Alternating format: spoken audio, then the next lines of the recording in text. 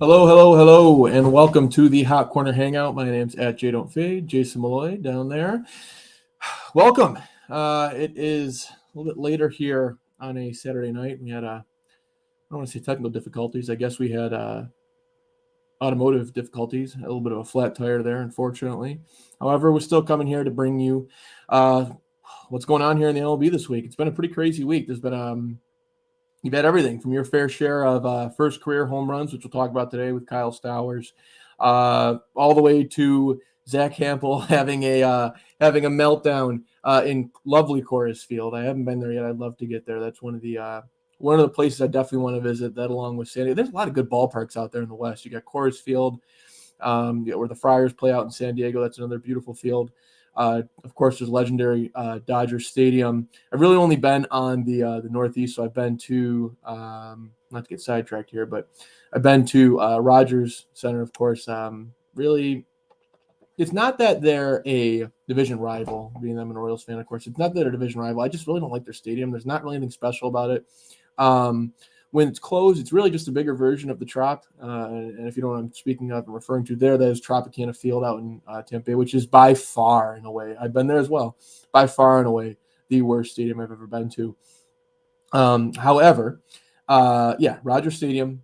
I won't get into the minor league. I've been to a ton of minor league games, different throughout AAA, AA, Single A. But Rogers Center. I have been to Camden Yards. I've been to Progressive Field. I have been to Comerica Park. Been to a lot of places in the Northeast. I'd like to get to a lot more. I've been to, of course, the Tropicana Field out in Tampa Bay.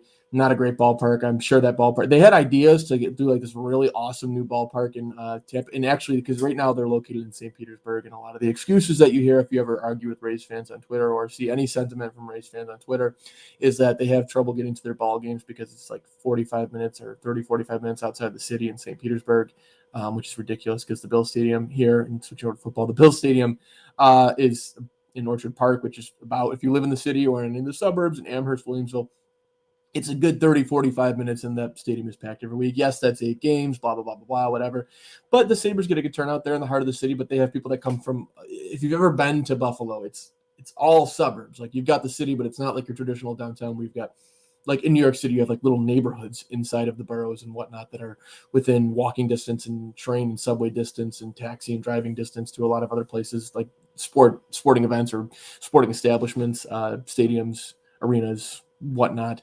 It's not like that here. Like here, you're kind of like, 20, 25 minutes away and you come into the town. But the Sabres arenas, when they're good, of course, is always packed. Not the case in Tampa.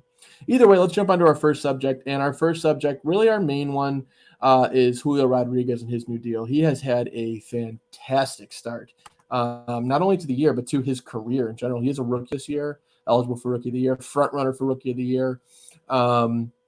In that race, you've got Julio first, I would imagine. Adley Rutschman from my beloved Orioles is second. Had he been up all year, I think he'd probably be pretty close, if not having first place, regardless of Julio's great start, because Adley Rutschman has been so fantastic at the plate, behind the dish, on defense, and just in general with the bat as well. It seems like he has a double every other game. He's a little bit of a cold spot right now, but that's going to heat back up. That's kind of how he is. But he is truly the leader of our team in Baltimore. And it seems like Julio could be that for the Mariners. I mean, they have guys, they have pieces, right? You've got different guys there. Mitch Haniger, of course, comes to mind. You've got J.P. Crawford. He's a fan favorite, not a fantastic player. I think he could be something decent, but he's a fan favorite as well. You've got their pitching staff. You've got newly signed Robbie Ray, but pitchers aren't generally, and I say generally, they're not generally leaders in the clubhouse. They're kind of more that, strong but silent type. It's a line from The Sopranos. Strong but silent type, right? Just go out there, do their job once every 4 or 5 days, sometimes every 6 days. And if you're in the pen, you do your job every other night. And that's about it. I mean, guys that are leading are guys that are in that lineup every day. You've got, so for the Orioles right now, Adley Rutschman, he's in the lineup every night. He anchors that team. He welcomes the pitcher after every inning, tells them what they're doing wrong, what they could do better, what they're doing great, good job, never a bad job, criticism, any type of way to critique or make them better. He does that as well. He's just truly the leader. You can see that from a standpoint of, me, I'm an Orioles fan, so I watch every game, so I just see it, and not just gloating over him. He's a fantastic player. I love him. He might be my favorite player on the team right now, but he's been fantastic. And Julio Rodriguez certainly seems to be the spark in the clubhouse for the Mariners. And I can tell you what, the Mariners paid him like he was. So let's just take a little dish. We'll take a peek here at Julio Rodriguez's stats just so you can really get a grasp on why the money was paid out that was paid out and why I still think it's a fantastic deal. Is there a bit of a gamble in there? Could that deal end up being a little bit more pricey than they probably would have hoped to pay? Yes, we'll go over how that can happen. Is it likely? I don't know. There's two different ways he can achieve it to basically double the money in that deal. Uh, and we'll go over those in a second. But let's take a peek at his stats and what he's done on the ball field this year. He has been injured for a decent portion since the break, since the home run derby. But he was started off the year fantastic, hitting over 300 for quite a while. I mean, actually, no, to be completely honest with you, he started off the first month god awful. I mean, he was really battling with Spencer Torkelson for biggest bust of the year as far as rookies go. Torkelson is still holding that candle. He's been pretty rough. And it's really strange not to get off on a tangent on Torkelson, but he's was a really good, really developed like college bat, very good bat, really projected well in the MLB, and it just hasn't come together for him yet. I think it's possible it could. Will the Tigers be open to trading him? But I almost feel like they certainly have really. I don't know where they went wrong, to be honest with you. Maybe it's the pitching. They have the pieces. They spent the money they're supposed to spend right this last year. Probably not as much as fans probably would have liked them to spend, but they brought in the guys, right? They brought in Javi Baez, guys in the bullpen. Like they did what they had to do, and it just hasn't worked out for him. Spencer Torkelson could be a piece that gets traded to kickstart another rebuild. What will they get for him? I don't know. Is he in Cody Bellinger territory where they're going to be getting something very small back for him, or Joey Gallo, territory where they're not getting much back from him? I don't think so. He's still a very high prospect. A lot of clubs and organizations still think very highly of him. Most importantly, the Tigers do. Maybe they use him to, if he starts to pick the play up, and it's the power, right? Like I see him as being a 30 home run per guy a year, near if not over 100 RBIs, batting 280, 285 for you, and you'll take that. That's an all-star every year, by the way. That's an all-star every year. And if you can play a solid first base, maybe even get lucky and turn into a Gold Glove first baseman, you're well on your way to being a star centerpiece of a team, elite top 20 player in the league. And that's what they thought Spencer Torkelson would be. I still think he has that upside. Will he be that? I don't know. It's definitely been discouraging thus far. Julio Rodriguez, however, did start the year pretty poorly. Rate was, I mean, didn't have a hit. I think he went like 1 or 2 for his first 60 or 7. It's something atrocious. He's now batting 267. He was 300 for most of the year, pretty close to over 300 or hovering around that 300 mark. He's batting 267. He's got 20 jacks though, right? And he had an awesome performance. And I think this is really where like you start to see the leadership piece. Like he now has that national notoriety, like J-Rod, Julio Rodriguez. I always say J-Rod because that's just what my mind now. That's what they refer to him as, the All-Star break and the home run derby. He's got that national exposure from the All-Star break and then his performance in the home run derby, almost taking down Juan Soto. That kind of brought his star stature up. And just to get into the stats, like I said, he's batting 267. He's got 20 homers, 113 jacks, 424 plate appearances. So he's going to finish out the year pretty much a full year, essentially, other than injuries he had. But here's the big thing. Like, this is a guy that's going to go 30-30 soon. Last year, Cedric Mullins did that for the Orioles, first time in a very long time. Julio Rodriguez, even with the injuries and the cold start, has 20 jacks, 23 stolen bases. We got, what is it, August? We've got a good month and change left. Could he hit 10 home runs? I mean, that's a home run every 3 games. Could he do it? I'm sure he could. We'll see. He's got the power for it. 10 home runs, 7 stolen bases away. The odds are probably not in his favor that he's going to go 30-30, but I think he could. And I think we will definitely see it at some point. He's slashing 800 on the OPS right now, OPS plus 130. Slugging percentage 467. On base is 330. You want to be a little bit higher than that. I think for his career, he'll probably creep up next year, somewhere around 350, 360 when he's fully healthy and back. He's got a fresh year, contracted on his mind. Or, not that proving himself isn't going to be on his mind, but like proving himself in the fact of like, I need to prove myself so I can get paid and help my family and help my community and just, do what I've been striving to do my entire life. That's already taken care of now, dude. Even if you don't achieve those goals we're going to talk about in a minute here, to double up that contract, you're a quarter of a billionaire right now. You're good to go. Invest that money, be smart about it. You're good to go, even if that's all you make in your career.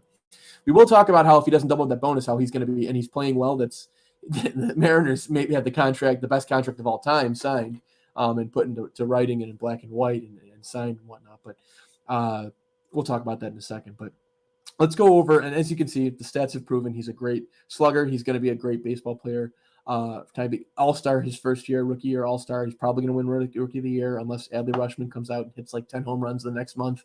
And he can't do much better defensively. He's probably the best defensive catcher in the league right now. He's the best framing catcher in the league. He buys pitchers strikes every night. I watch it every inning. It almost seems like it's 1 or 2 an inning at this point. It's absurd, but if he can get the back on a little bit more, maybe he competes. But we'll see. I'm happy with second for now, being that he didn't come into the league until 2-3 months back. So he was kind of stuck in the minors there, just with the injury he had in the in training camp. I'm talking about football in spring training. Julio Rodriguez's contract is structured like such, and we don't have all the details yet, but we've got the majority of details because it is officially inked now today on August 27th of 2022, sometime in the mid-afternoon, I believe. So this is how the deal works. On the base level, the deal, what the contract is if Spot Track wants to load, 12 years, $209 million. I'm sorry, 12 years, $209,300,000. So 209.3 for 12 years. That's an absurd amount of money, of course. We're seeing a lot more deals like this, right? So we're seeing and not in the neighborhood of this, but Ke'Bryan Hayes. This is more in the neighborhood of that Fernando Tatis deal.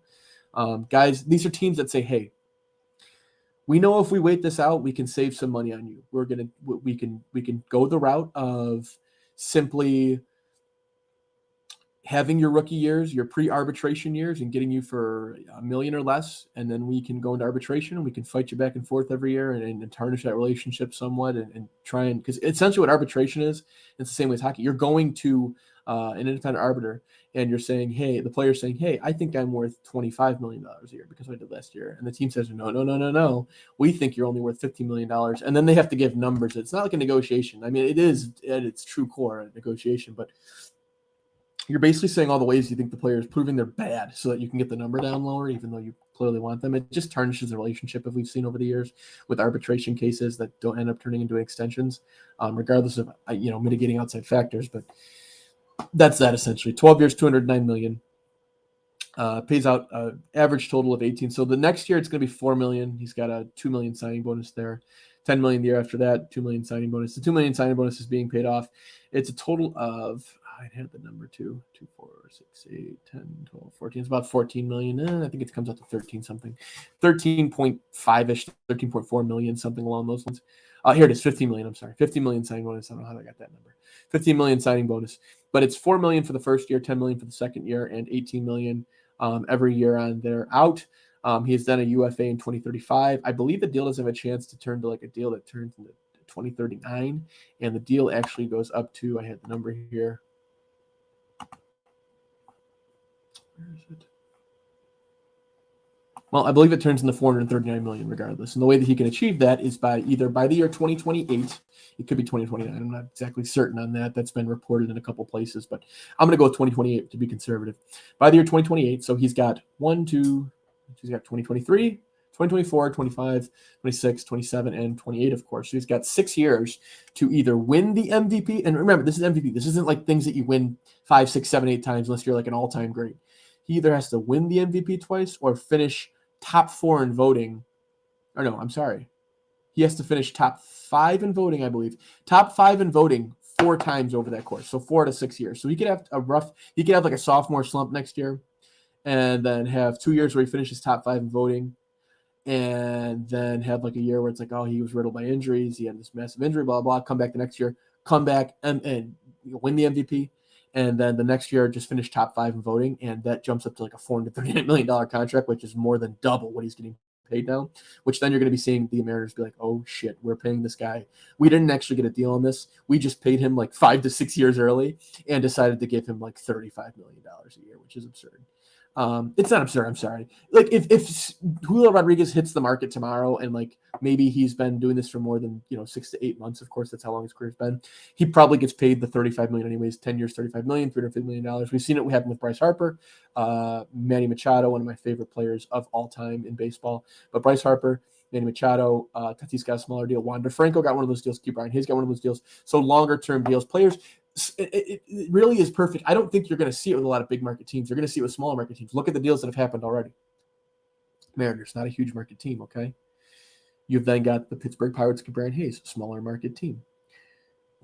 Wander Franco with the Devil Rays, certainly, I wouldn't say they're a smaller market team. I mean, they're a small-ish, mid-sized market team, but they don't have people to come to their games, so they're a small market team for those purposes. That's 3 teams there.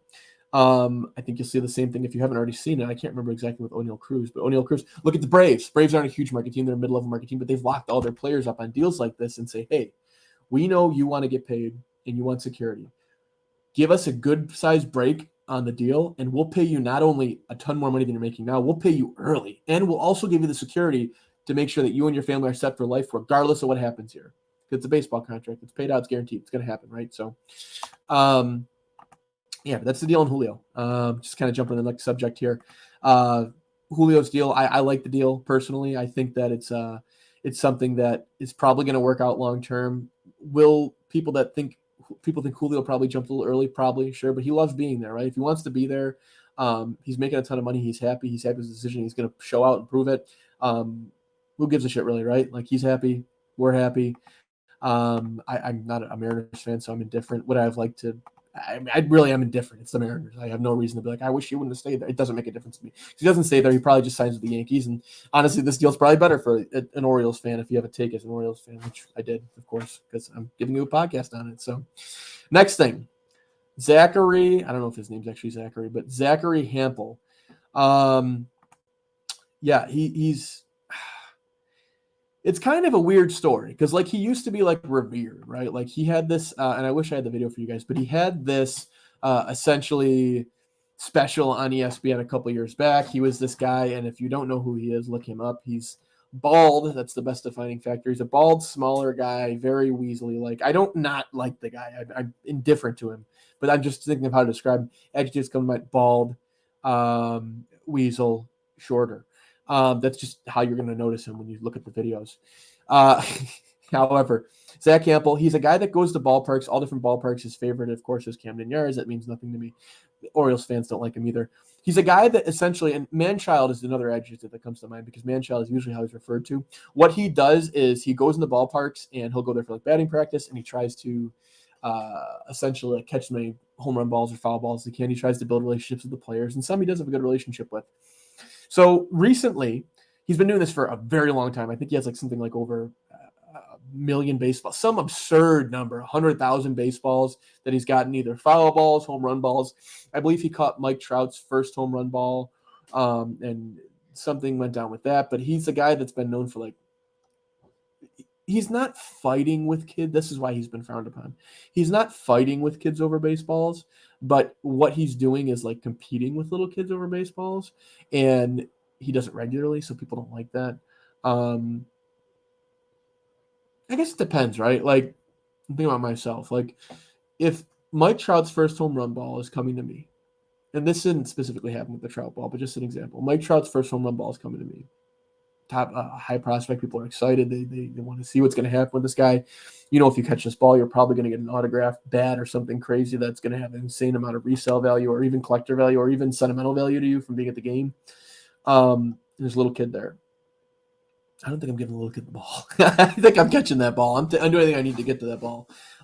Mike Trout, anybody really. I mean, it's a home run ball, right? Especially at the first home run ball. Like, you've got all the leverage there. You have the ball in your hands, and the team's not going to come take the ball from you. However, there was a home run ball. I don't know if it was a first home run ball. He was at Coors Field this week, and I saw the video of it, and he was arguing with the staff at Coors Field because they told him, hey, you've got this specific seat.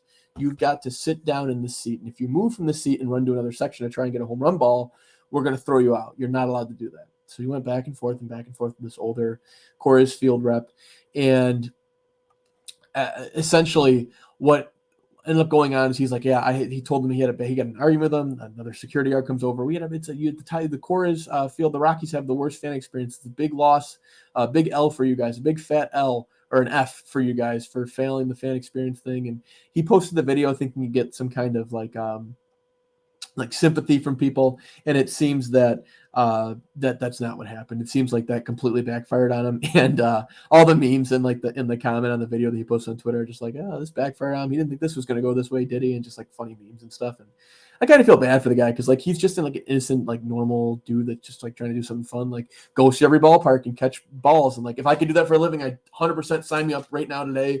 I would go do it right now because I love baseball and I love baseball stadiums. I love the atmosphere.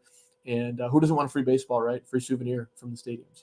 But I can see why he's not liked though. I mean, you're fighting with kids. He also, but here's the thing that he doesn't get credit for. He gives kids out a fair amount of balls as well. Like he'll give out free balls and like make trades and help kids out with like, hey, you got to stand over here or go over here. Like he schools them to like what to do.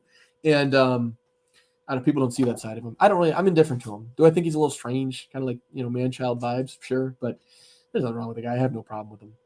Well, either way, let's jump into our last topic of the night, and that is something near and dear to my heart. That's Kyle Stowers, not only because he's an Oriole and he's a top prospect that we've all been very excited about, but because I invested a lot of money into his his first Bowman rookie card.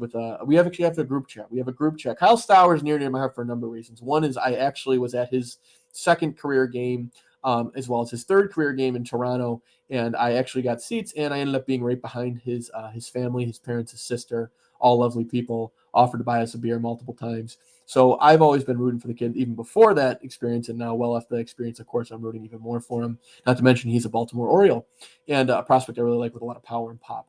Also, not a bad glove either. He made a really nice play in his second game that I was at. That was beautifully done for a younger kid and a kid that's just getting his feet wet in the MLB, really. However, he hit his first home run, and it's not that he just hit his first home run that makes it something worth talking about. It's how he hit how he hit his first home run and why he hit it.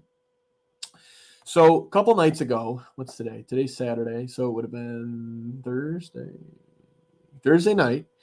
The White Sox were the Orioles were playing host to the White Sox in Camden Yards. It's bottom of the ninth. There's 2 outs. We're down a run. Kyle Stowers is up the bat. Fouls one off. He then fouls another off. This is where it starts. Fouls off a ball. It's going towards left field into the foul territory. Adam Engel is chasing it down. He's running under it. He is underneath the ball. He is not running when he's going to catch the ball. He's underneath the ball. Put his gloves up.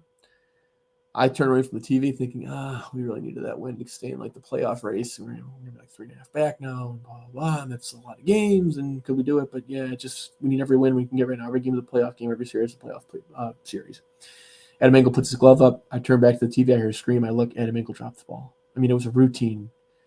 Like, yeah, did he have to chase it down and kind of, haul ass and get on it to get there? Sure. But he was stationary when the ball was coming down. So he wasn't running in to dive or make the running play. Like, he was stationary or slowly walking, swash/jog to get there. Puts his glove up and drops the ball. So 2 hands, kids. Anyways, 2 pitches later, I believe he swung at another one. Yeah, he swung at a high fastball. Next pitch. You can hear it. Hits the barrel. Crack off the barrel. Deep right center field. It's gone. He ties the game. And the video camera automatically pans over to Adam Engel. Poor Adam Engel. Very poor Adam Engel. He had to feel like shit after that. And the game was tied. The Orioles then go to extras. Felix Bautista, monster, the mountain, Omar's whistle. Felix is coming, of course. 6 consecutive outs to get us to I believe 6 consecutive outs to get us to the win and seal that win for us. Get another save off his fantastic rookie season he's having here as the new Orioles solidified franchise dominant closer, really, with that 103-mile-an-hour fastball and that beautiful splitter that is his change of pace ball, which is still going like 90 and change, which is insanity. But yes, Kyle Stowers' first home run was one to remember for the ages. He was clearly excited, fist pumping Kirk Gibson it around second base, and was immediately met with the Orioles' now legendary home run chain. And I couldn't be more happy for him. So happy for you, Kyle. Happy for your family. It was great seeing them in Toronto. Lovely family, lovely father, mother, sister, all good people. Happy to see that they get to see you there. I'd love to see what your dad's reaction. He was excited just watching in person with him. I would love to see what his reaction was after, seeing you hit that ball. Of course, he was in his home. I'm sure he wasn't in Baltimore. Maybe he was, but hopefully he was. That'd be cool. But yeah, it's awesome. And really the first of many. The first of many in Kyle Stowers, hopefully long and industrious and all-star driven, home run filled, base stealing, great defensive career. For now, that's all we got, folks, though. We're going to go ahead and probably we may get a Twitter page started for Hot Corner here. I'm thinking about getting started, getting some more videos out, and just kind of trying to pepper you guys with videos as we get into playoff season. And not even playoff season. First, we got September call-ups, and there's a lot of exciting things going on. So I'm going to go ahead and make a list, and I'm going to give you a little preview of what the next show is going to be next Saturday. Just one of the topics we're going to have. Of course, things are going to happen. Probably talk about the wild card race because things are just getting I mean, it's getting really exciting now, so something you got to cover at this point. And then we'll talk about September call-ups and who I'm most excited for around the league being called up, and maybe who you guys are. So as far as being excited, jump in the chat next time.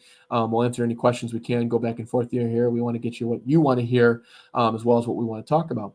But for now, that's the Hot Corner Hangout. Have a good night. Thanks for joining. Go Birds.